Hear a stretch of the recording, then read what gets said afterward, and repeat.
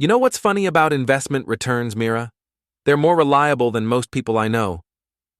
I glanced up from my laptop screen, where quarterly reports glowed in neat columns of profit and loss. My home office felt like a sanctuary, mahogany desk, leather chair, everything in its proper place, unlike my marriage. Before we dive deeper into this story, I have one small request. Please subscribe, drop a like, comment, and hit that hype button to boost this channel so more people can discover these incredible Reddit stories. Mira swept into the room like she owned it, which technically she half did. At 38, she still turned heads with her auburn hair and that smile she'd perfected for her boutique customers. Tonight, though, something predatory lurked behind her green eyes. Calder, we need to talk about having a baby. I saved my work and leaned back. That's quite a topic change from quarterly earnings.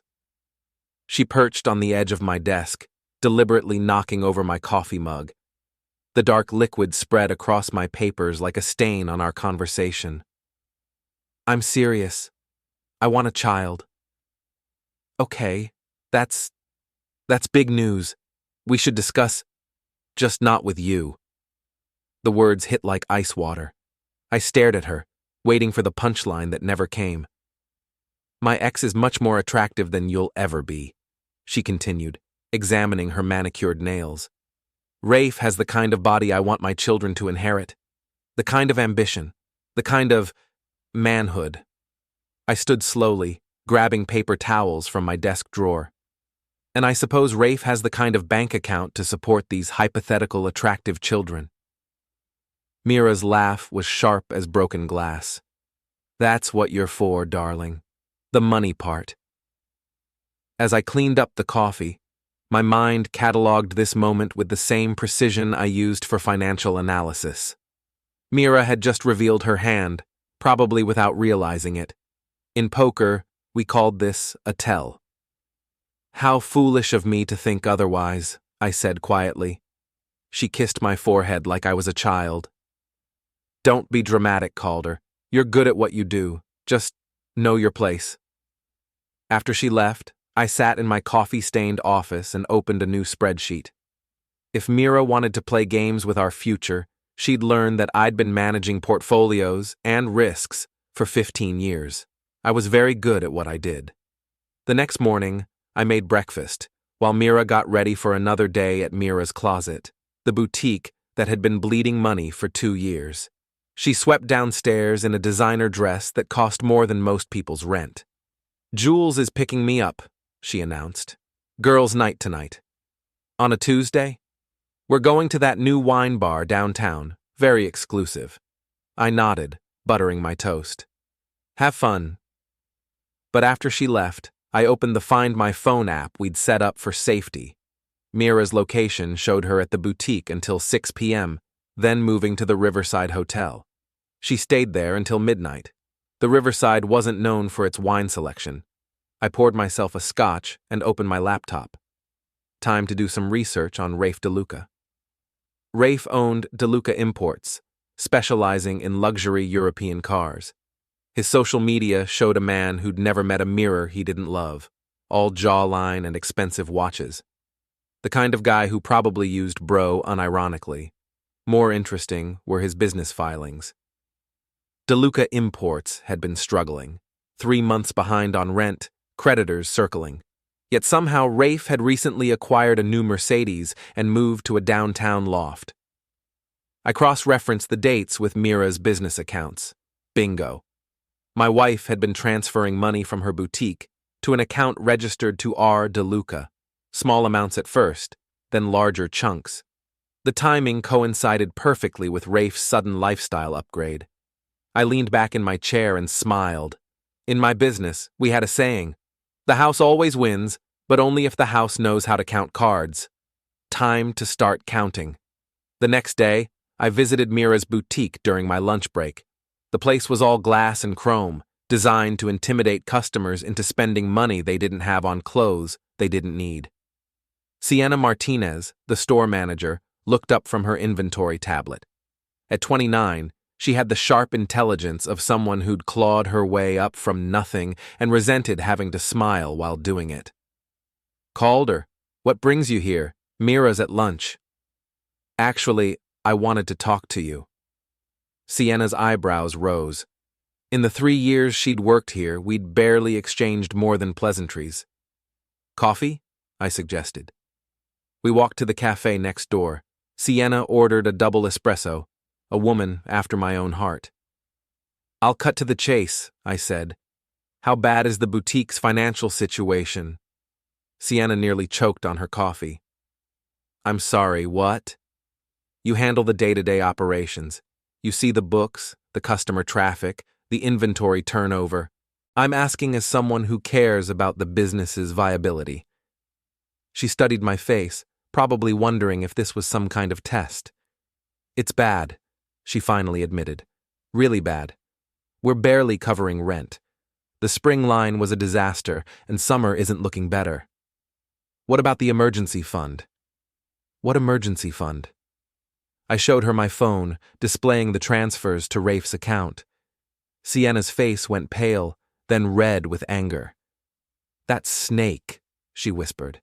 "I've been working 60-hour weeks, taking pay cuts to keep this place afloat, and she's been stealing from us?"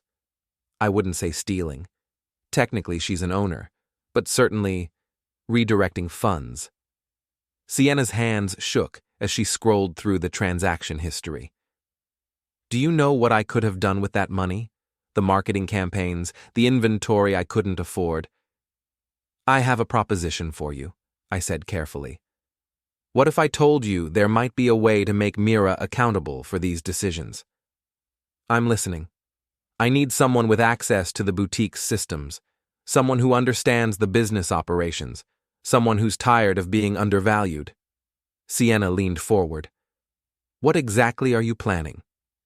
"Nothing illegal, nothing that could hurt you professionally, just ensuring that actions have consequences." She was quiet for a long moment, staring into her coffee. "She made me fire Jenny last month," Sienna said finally. "Jenny, who'd worked here for 2 years, who had a baby at home.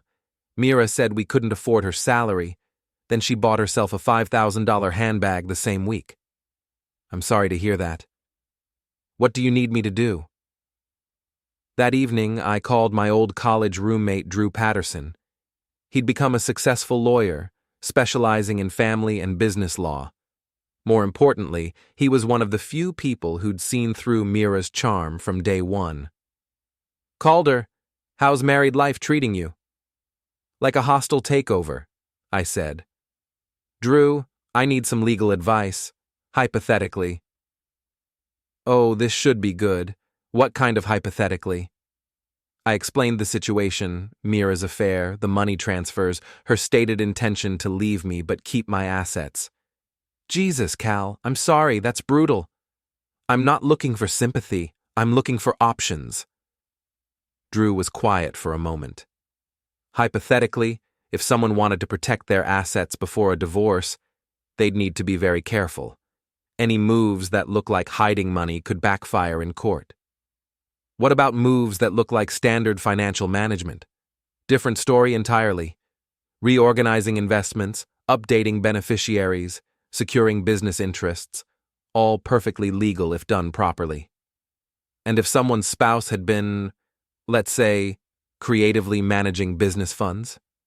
"Well, that would certainly be relevant in asset division proceedings, especially if there was documentation." I smiled. "Thanks, Drew. Hypothetically speaking. Cal, be careful. Cornered animals bite. Good thing I'm not planning to corner her. I'm planning to give her exactly what she wants." The next morning, I woke early and drove to my office before dawn. Hartwell and Associates occupied the 15th floor of downtown's newest glass tower, all clean lines and filtered light. My corner office overlooked the harbor, where container ships moved like chess pieces across the water. I had work to do. First, I called my financial advisor. "Richard, I need to restructure some accounts." "Everything okay, Calder?" "Just being proactive. I want to move our joint investments into separate trusts. Estate planning." "Smart move." The new tax laws make trusts very attractive. Within 2 hours, I'd legally moved most of our liquid assets into protected accounts. Not hidden. That would be fraud. Simply reorganized under structures that would complicate any future claims. Next, I updated all my beneficiaries. Mira was no longer the primary on my life insurance, retirement accounts, or investment portfolios. My sister Sarah took her place. By lunch, I'd effectively insulated myself from financial devastation. But that was just defense. Now, for offense. I met Sienna at the boutique after closing time. She'd stayed late to help with inventory, though we both knew the real reason. "I've been thinking about our conversation," she said, locking the front door behind me. "And?" "I want that snake to burn." The venom in her voice surprised me. Sienna had always seemed so professional, so controlled. "Tell me what happened with Jenny," I said. Sienna's composure cracked. Jenny was like a little sister to me. Single mom, working her ass off, never complained about anything. When her baby got sick, she took unpaid leave because she couldn't afford daycare. Mira fired her the day she came back. For what reason? Reliability issues. Jenny, who'd never missed a day before her maternity leave. Meanwhile, Mira takes 3-hour lunches and leaves early every Friday. We walked through the boutique, past racks of overpriced clothes that weren't selling. "What do you need from me?" Sienna asked. "Access to the security system, the real books, not what Mira shows the accountant, and a way to document her creative financial management." Sienna pulled out her tablet. "The cameras record everything. I can pull footage from any day in the past 6 months." "Show me last Tuesday." She scrolled through the files and found the date. We watched Mira arrive at noon, spend an hour on personal calls, then leave at 3 p.m. with an envelope full of cash from the register. "She does that twice a week," Sienna said. "Takes money from daily sales before I can deposit it. Says it's for business expenses." "Do you have records of these withdrawals?" "Every single one." I smiled. "Sienna, I think you and I are going to work very well together." We spent the next hour going through security footage and financial records. The pattern was clear.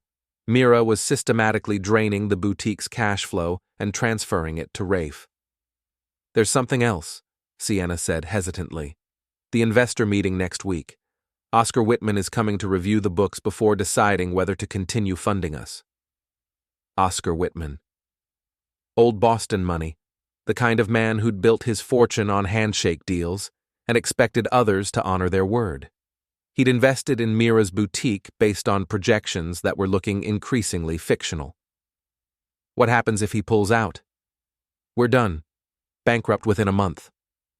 An idea began forming in my mind. "Sienna, what would you say if I told you there was a way to ensure Oscar gets the complete picture of how his investment has been managed?" "I'd say it's about time." That night, Mira came home late again, smelling like expensive cologne that wasn't mine. "How was girls' night?" I asked from the kitchen, where I was making myself a sandwich. "Fine." She poured herself wine from a bottle that cost more than most people's weekly groceries. "Jules sends her regards." "That's nice. How is Jules?" "She's thinking of opening her own boutique. I told her I'd be happy to give her advice." The irony was delicious. Mira giving business advice while running her own company into the ground. "Speaking of the boutique, how are things going with the Oscar situation?" Mira's wine glass paused halfway to her lips. "What Oscar situation?" "The investor review next week. Sienna mentioned it." "Everything's fine. Oscar loves what we're doing." "Good to hear. I'd hate for there to be any surprises." Mira studied my face, looking for hidden meaning. "Why are you suddenly so interested in my business?" "Just making conversation. We don't talk about work much anymore." "That's because your work is boring." She headed upstairs, probably to text Rafe about their next rendezvous. I finished my sandwich and opened my laptop. Time to research Oscar Whitman. The man was old school, Harvard MBA, built his first company in the 1980s, sold it for a fortune before the dot-com crash. He valued loyalty, honesty, and return on investment. According to Forbes, he'd once pulled funding from a tech startup after discovering the CEO had lied about user numbers. Perfect. I drafted an email to Oscar's assistant, requesting a brief meeting to discuss concerns about Mira's closet's financial management. As Mira's husband and someone with a background in financial analysis, I had every right to express concerns about an investment affecting our family. The meeting was scheduled for Friday afternoon. Thursday night, Mira announced another girls' night. 2 in 1 week? I asked. You and Jules are really bonding.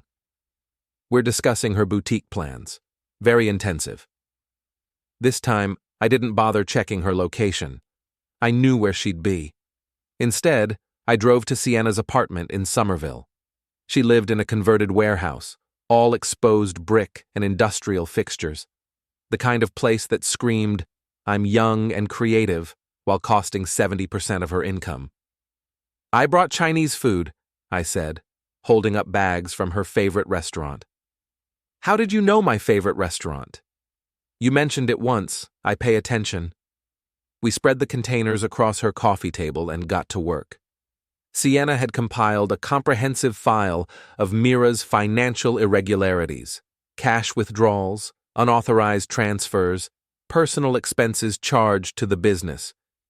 This is damning, I said, reviewing the documents. It gets worse.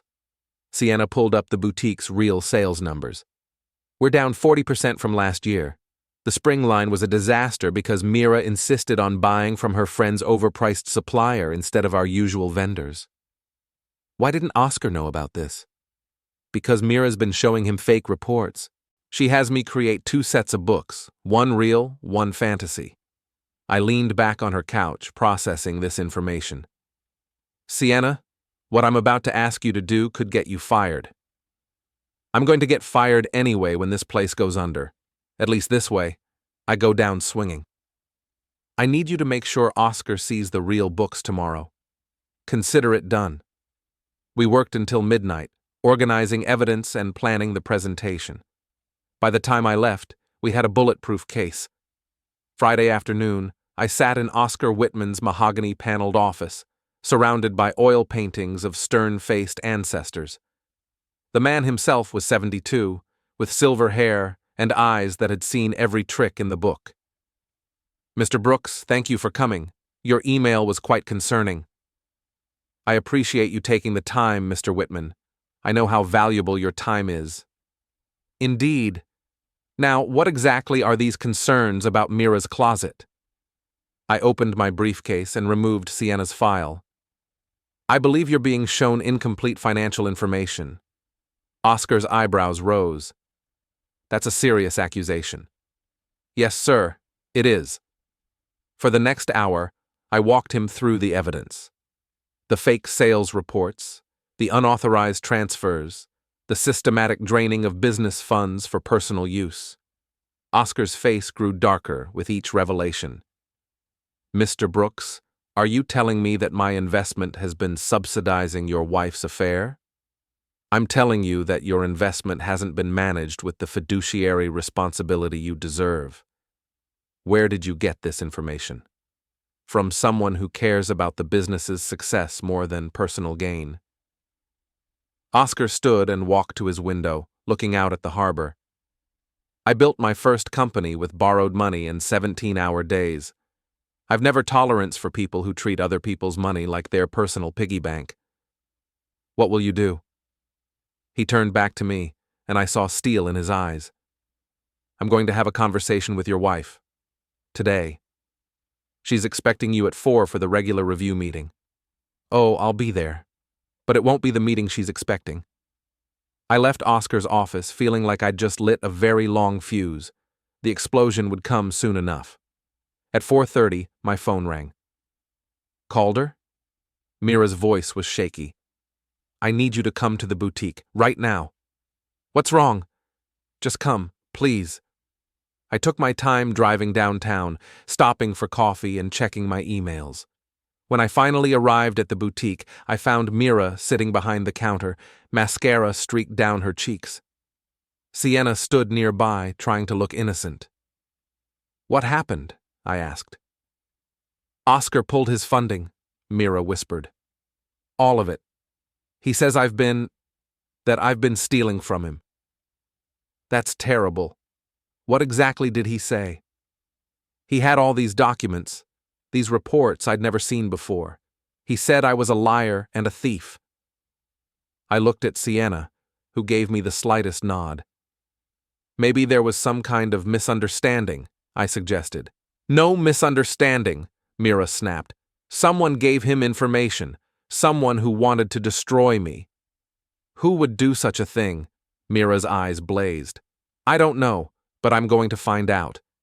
She stormed out of the boutique, leaving me alone with Sienna. "How did it go?" I asked quietly. "Better than I hoped." Oscar was furious. He not only pulled his funding, he's demanding immediate repayment of the loans, and he's telling everyone in his social circle about what happened. Everyone? Think about it, Calder. Oscar knows every major investor and business owner in the city. By tomorrow, Mira's reputation will be toxic.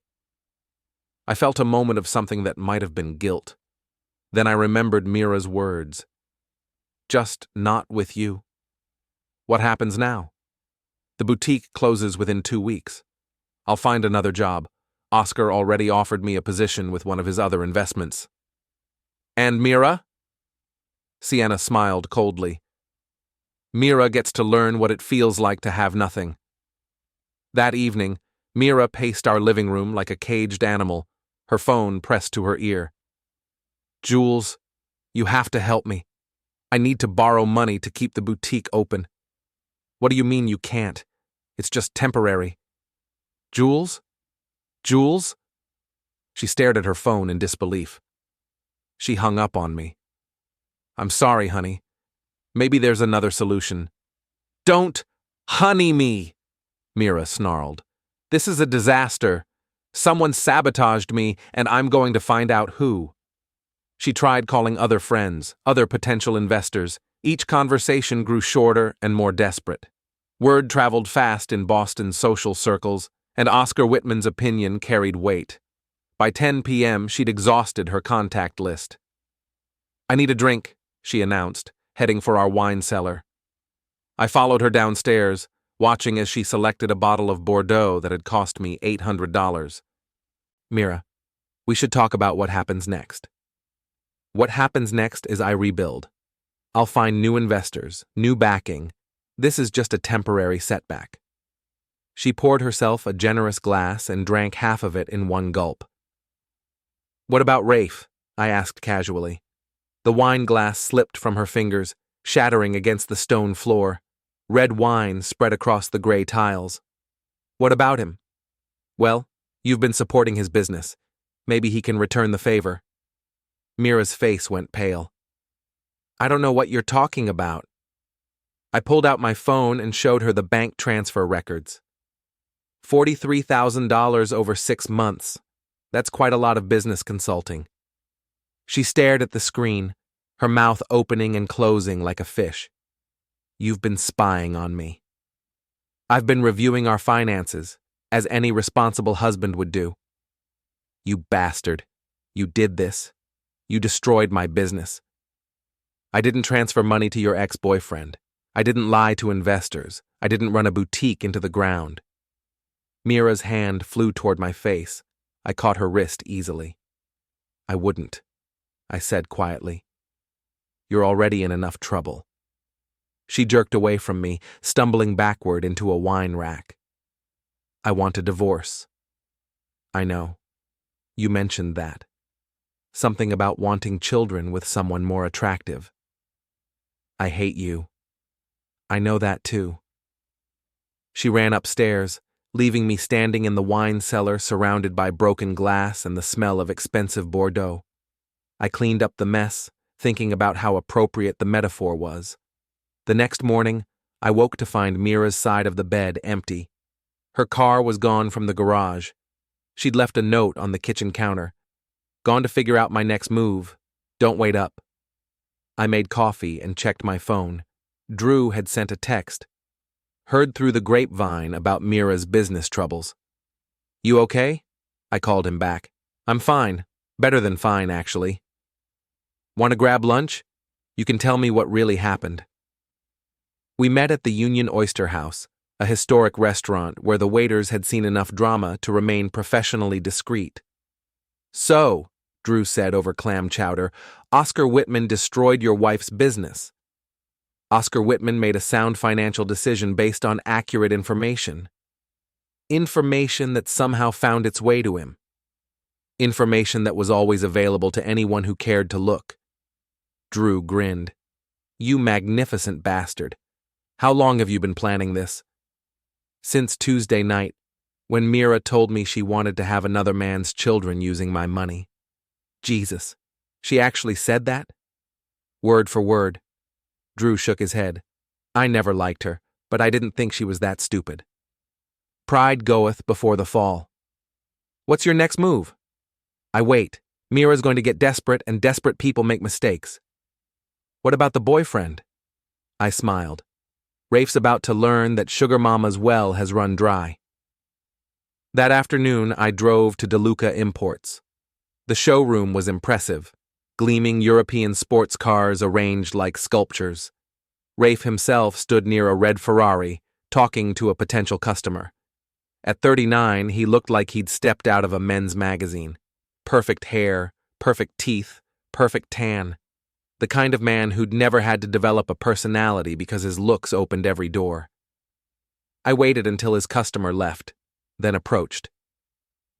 Mr. DeLuca? I'm Calder Brooks. His smile faltered. Mira's husband. That's right. I was hoping we could have a conversation. About what? About the $43,000 my wife has been investing in your business. Rafe's perfect composure cracked slightly. I don't know what you're talking about. Of course you don't. Just like you don't know about the hotel rooms, the expensive dinners, or the promise to leave me for you.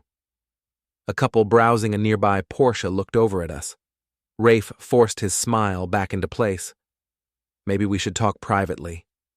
He led me to his office, a glass cube overlooking the showroom. Everything was chrome and leather, designed to impress rather than function.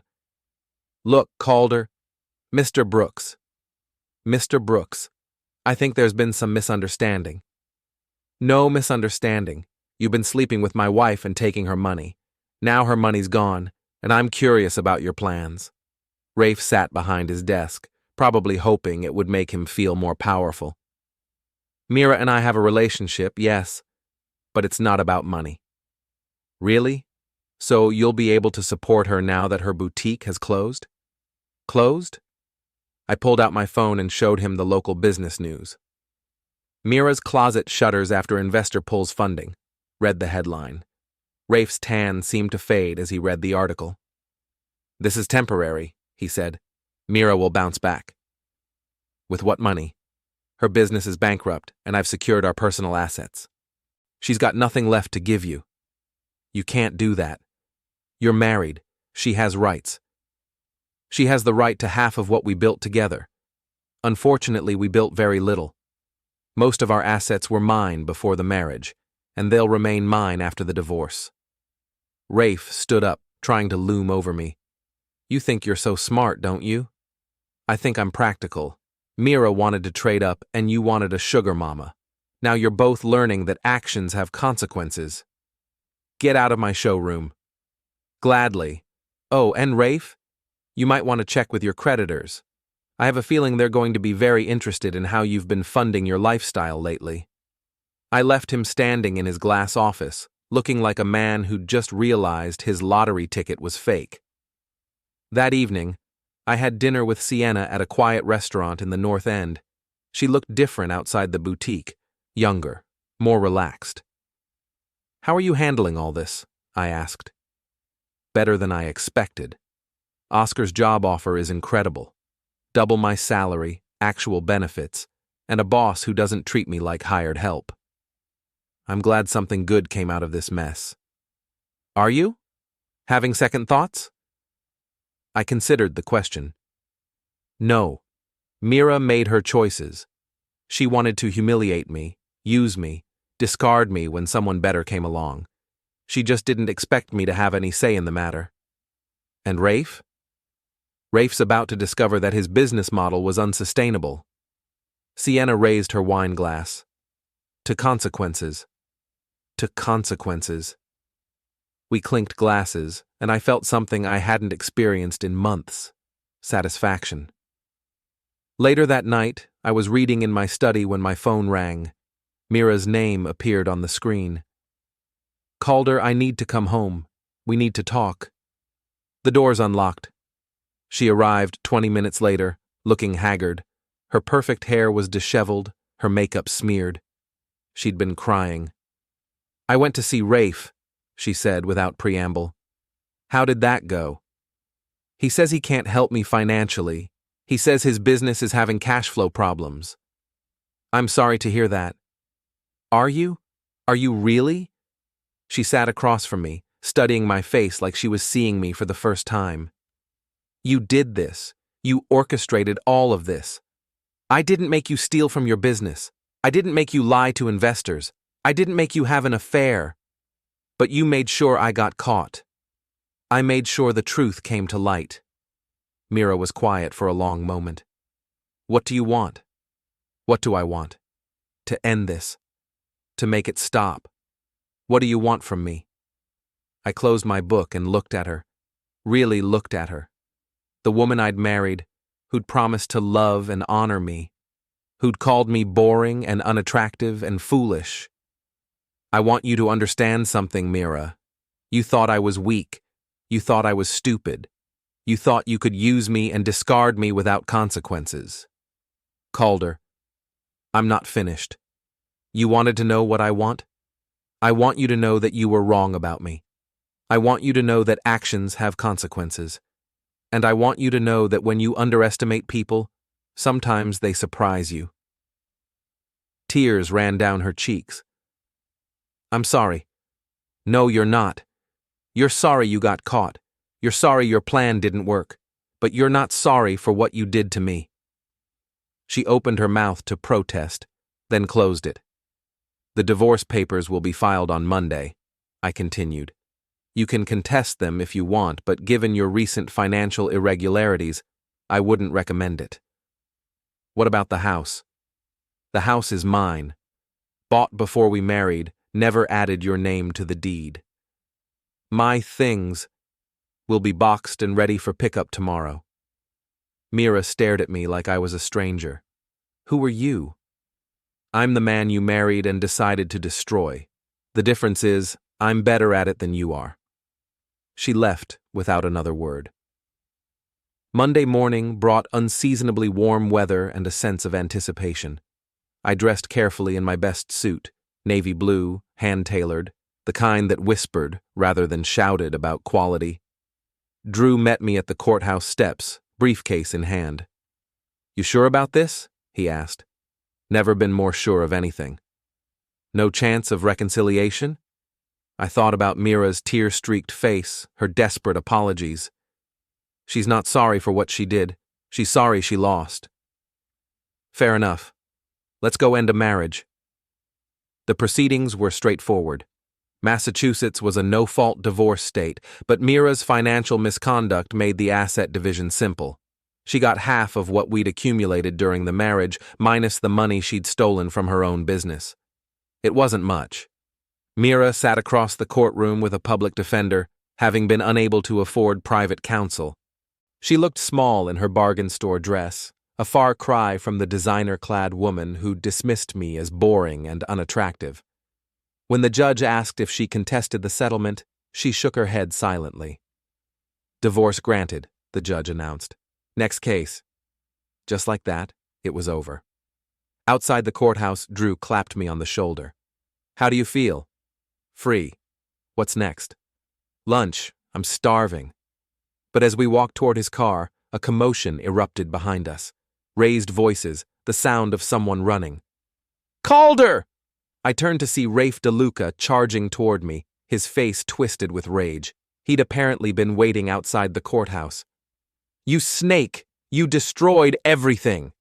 He swung at me with wild, undisciplined punches. I stepped aside easily. The benefit of being underestimated was that people never expected you to be prepared. Rafe, calm down. Calm down? My business is ruined. My creditors are calling in their loans. Mira won't even take my calls.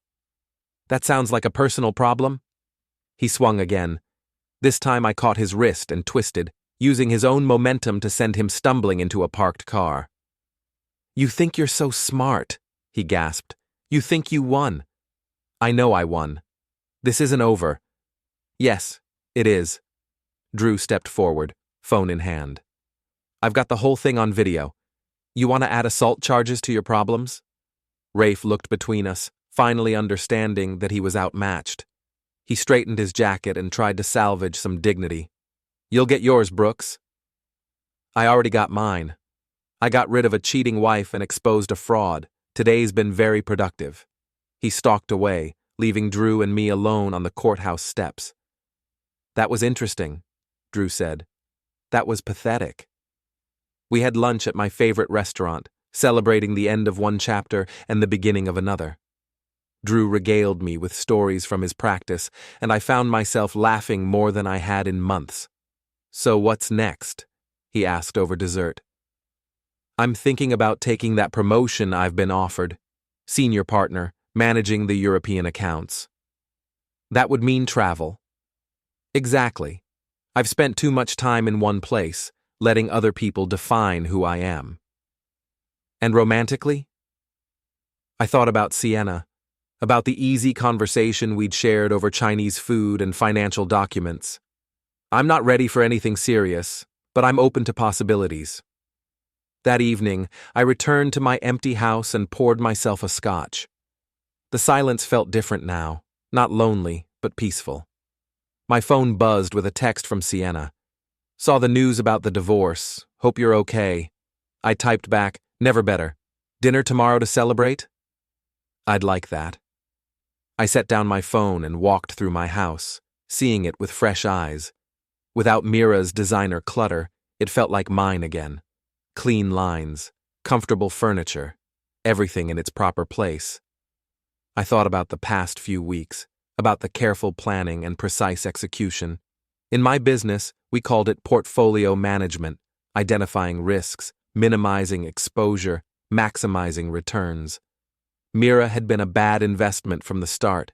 High maintenance, poor performance, unrealistic projections. I'd simply cut my losses and reallocated my resources. The next morning, I read in the business section that DeLuca Imports had filed for bankruptcy. Rafe's creditors had finally caught up with him, demanding repayment of loans he'd secured with falsified financial statements. I felt a moment of something that might have been sympathy. Then I remembered him calling me boring and unattractive while sleeping with my wife. The feeling passed. That afternoon, I cleaned out Mira's remaining belongings, a few items she'd forgotten in her hurry to leave. Designer shoes, expensive jewelry, photographs from happier times. I donated the shoes to charity and sold the jewelry. The photographs went in the trash. As I worked, I found myself humming. When had I last felt this light, this optimistic about the future? The answer came to me. Before Mira. Before I'd let someone else's opinion of me matter more than my own. That evening, Sienna and I had dinner at a small Italian restaurant in the North End. She wore a blue dress that brought out her eyes, and I found myself noticing things I'd missed before, her laugh, her intelligence, the way she listened when I spoke. So, she said over wine, what's it like being a free man? Expensive, I said. Divorce lawyers don't work cheap. But worth it? Every penny. We talked about her new job, my promotion, the future we were both building. No mention of Mira or Rafe or the elaborate revenge that had brought us together. Can I ask you something? Sienna said as we shared tiramisu. Anything. Do you ever feel guilty about what we did? I considered the question seriously. Do you? No. She stole from me, from the business, from the customers who trusted her. She deserved what happened. Then there's your answer. But you loved her once? I loved who I thought she was. Turns out that person never existed. Sienna nodded thoughtfully. I used to think I wanted to be like her. Beautiful, confident, married to a successful man. Now I realize she had everything and threw it away because it wasn't enough. Some people are never satisfied. They always think there's something better just around the corner. And some people appreciate what they have. Our eyes met across the table, and I felt something I hadn't experienced in years. Hope. After dinner, I walked Sienna to her car. The evening was warm, the streets busy with people enjoying the spring weather. Thank you, she said as we reached her car. For dinner? For everything. For seeing me as more than just an employee. For trusting me. For giving me the chance to fight back. Thank you for having the courage to do it. She stood on her toes and kissed my cheek. See you soon, Calder Brooks. As I watched her drive away, I felt a completeness I hadn't known I was missing. 3 months later, I stood in the penthouse office of Hartwell and Associates, looking out at Boston Harbor. The promotion had come through, along with a substantial raise and a corner office that reflected my new status. My secretary knocked and entered. Mr. Brooks, there's someone here to see you. She doesn't have an appointment. Who is it? Mira Brooks. Well, Mira Henley now, I suppose. I felt a familiar tightness in my chest, then forced myself to relax. Send her in. Mira entered my office looking like a shadow of her former self. The designer clothes were gone, replaced by off-the-rack business attire. Her hair was shorter, less styled. She looked older, worn down by months of struggle. Hello, Calder. Mira, this is unexpected.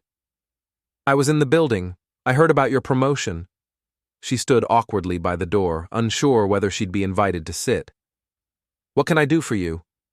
I wanted to apologize, really apologize, not just because I got caught. I gestured to a chair. She sat carefully, as if afraid she might be asked to leave at any moment. I've had a lot of time to think, she continued, about what I did, about how I treated you. You were a good husband, and I threw it away for nothing. How are you doing? I'm working at a department store in Framingham, sales associate. It's humbling. And Rafe? Her laugh was bitter. Rafe disappeared the moment his money ran out. Turns out he wasn't interested in a broke woman with a ruined reputation. I'm sorry. Are you? I considered the question honestly. Yes, actually, I'm sorry you had to learn that lesson the hard way. I keep thinking about that night when I told you I wanted children. Not with you, but with him. I can't believe I said that to another human being. You were being honest about your feelings. I was being cruel. There's a difference. We sat in silence for a moment, the weight of our shared history filling the space between us. I heard you're seeing someone, she said finally. Sienna Martinez. She's wonderful. I remember her. She was too good for my boutique. She was too good for how you treated her. Mira flinched but didn't argue. Is it serious? Getting there. I'm glad. You deserve someone who appreciates you. She stood to leave, then turned back. Calder, what you did to me? It was brilliant. Ruthless, but brilliant. I never saw it coming. You underestimated me. I underestimated a lot of things. After she left, I sat in my office thinking about the conversation. I'd expected to feel triumph, vindication, something more dramatic than the quiet satisfaction that settled over me. The truth was, Mira's downfall had stopped being about revenge months ago. It had become about rebuilding my life, about finding someone who valued what I had to offer. That evening, Sienna and I had dinner at our favorite restaurant. She'd been promoted to regional manager of Oscar's retail investments, overseeing 3 boutiques across New England. Mira came to see me today, I told her over appetizers. Really? How was that? Sad, mostly. She's working retail in Framingham. Do you feel bad for her? I feel bad that she made the choices she made, but I don't regret the consequences. Sienna reached across the table and took my hand. You know what I love about you? My devastating good looks? She laughed. Your sense of justice. You didn't destroy her out of spite. You held her accountable for her actions. And you helped. I helped because she deserved it, but also because I believed in you. Past tense, present tense. I believe in us. 6 months later, Sienna moved into my house. We converted Mira's old closet into a home office where Sienna could work on her MBA coursework. The irony wasn't lost on either of us. A year after that, I proposed during a weekend trip to Martha's Vineyard. Sienna said yes before I'd finished asking the question. Are you sure? I asked, slipping the ring onto her finger. I come with some baggage. Everyone comes with baggage. The question is whether it's worth carrying. And? You're worth it, Calder Brooks. You're worth everything. We married the following spring in a small ceremony overlooking Boston Harbor. Drew was my best man, and Sienna's sister flew in from California to be her maid of honor. Oscar Whitman attended, telling anyone who would listen that he'd never seen two people more deserving of happiness. You know, he told me at the reception, I've been in business for 50 years, and I've learned that character matters more than charisma. Your first wife had charisma. Your new wife has character. What do I have? Wisdom. You learn to tell the difference. As the evening wound down, Sienna and I stood on the hotel balcony, looking out at the harbor where container ships moved like chess pieces across the water.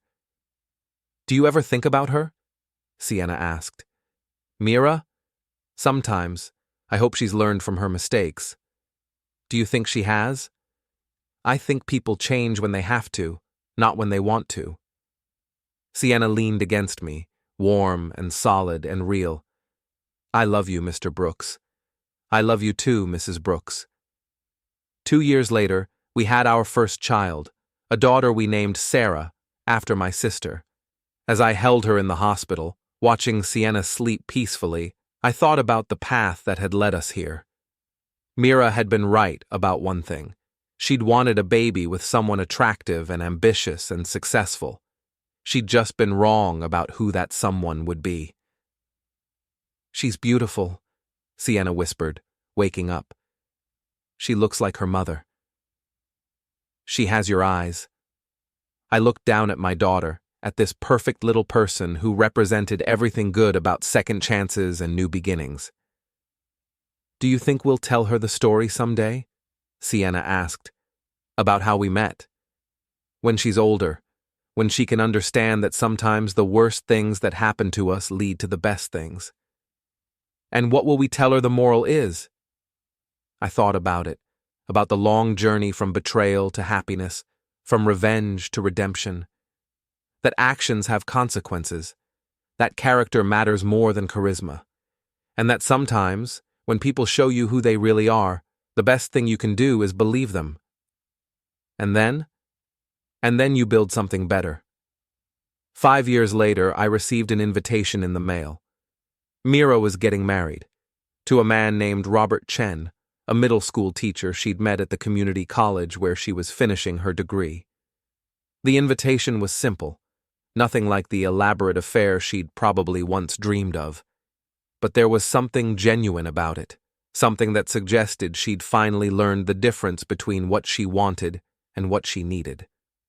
I showed the invitation to Sienna, who was chasing our daughter around the backyard while pregnant with our second child. Are you going to go? She asked. I think I'll send a gift instead. What kind of gift? I thought about it. Something practical. Something that lasts. I ended up sending them a set of quality cookware with a note, wishing you both happiness and the wisdom to appreciate what you have. A week later, I received a handwritten thank you card from Mira. Dear Calder and Sienna, thank you for the beautiful gift and the kind words. I hope you know that I've learned from my mistakes and that I'm grateful for the lessons, even though they were hard to learn. I'm glad you found happiness together. You both deserve it. With sincere gratitude, Mira. I showed the card to Sienna, who smiled and filed it away with our other correspondence. Think she means it? I asked. Does it matter? I suppose not. That night, after we'd put Sarah to bed and settled in to watch a movie, Sienna curled up against me on the couch. Do you ever wonder how different things would be if she hadn't said what she said that night? You mean about wanting children with someone more attractive? I thought about it seriously. We probably would have limped along for a few more years. She would have kept cheating, kept taking my money, kept making me feel small. Eventually, she would have left anyway, but I would have been in a much worse position. So, in a way, she did you a favor. She told me the truth. It hurt, but it also set me free. And led you to me. And led me to you. We sat in comfortable silence, watching the credits roll on a movie neither of us had really been paying attention to. Calder? Yeah? I'm glad she was foolish enough to let you go. So am I. I pulled her closer, thinking about the long journey from that night in my home office to this moment on our couch, about the careful planning and precise execution that had brought us together, about the difference between revenge and justice, between getting even and getting better. Mira had made a foolish wish, to trade a good man for an exciting one, security for passion, substance for style. She'd gotten exactly what she'd asked for, and learned too late that what she'd asked for wasn't what she'd actually wanted. But her foolish wish had been my salvation. It had shown me who she really was, and more importantly, who I could become. As I sat there holding my wife, listening to our daughter sleep peacefully upstairs, thinking about the child we were expecting, I realized that sometimes the best revenge isn't revenge at all. Sometimes the best revenge is living well, and I was living very well indeed.